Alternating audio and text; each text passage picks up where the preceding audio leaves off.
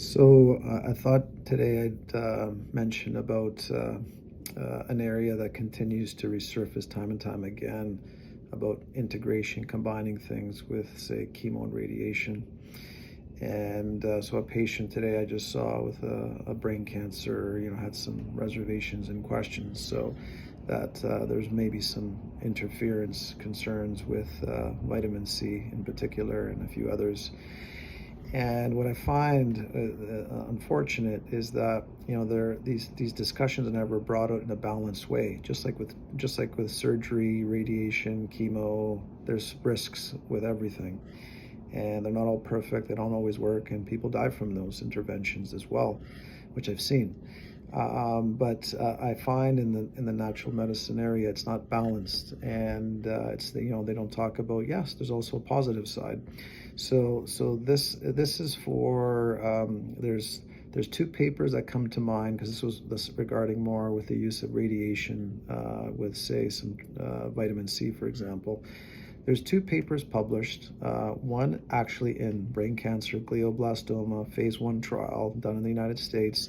The trials are not big, however, they're administering intravenous vitamin C in ways that I can never do, meaning it's done in hospital.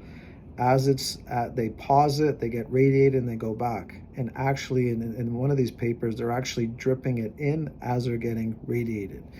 And so talk about like a more direct and stronger use of these tools, something that I can never do. People usually have to leave the hospitals or they come home, they come the next day.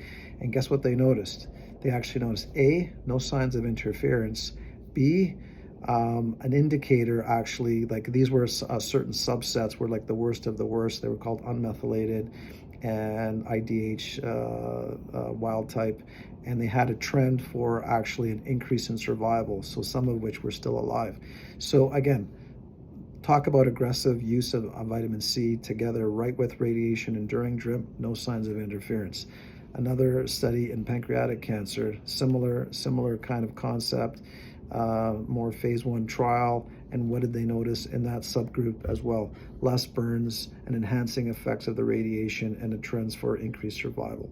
So while you could argue it's like, well, the numbers are not big enough, they're not powered enough to determine survival, nonetheless, if a treatment was interfering given aggressively, where it's like they're getting dripped in the hospital, pause, radiated and back, or some of them actually getting dripped with vitamin C and being radiated, and so if there was something going to interfere, boy, it should show something there, shouldn't it? And no, the exact opposite.